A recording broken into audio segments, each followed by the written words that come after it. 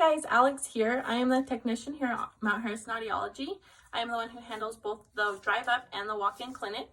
So I'm going to show you guys today what I do when you drop your devices off to be clean and checked. So first things first, I like to take your new battery and remove the sticker. You'll want to leave the sticker off before you put it in your new device for between 30 seconds and a minute. It just helps activate them. So while your battery is being activated, I will then open your battery door and remove the old battery.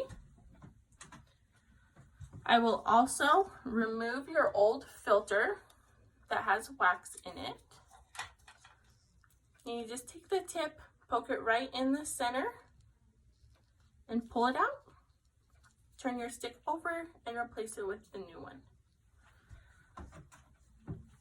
I then wipe it down with a sterile alcohol swab just to get any dirt, debris, wax, anything off, and I wipe everything down from the receiver all the way up. I also take my cleaning brush and I will brush across the microphones. You'll always want to brush across just to get any gunk or anything that's in there out. I will then put your device in our sterilization box,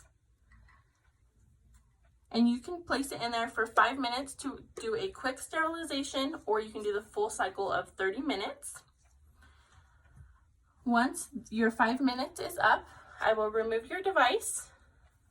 I will insert your new battery that has now been fully activated. Close your battery door.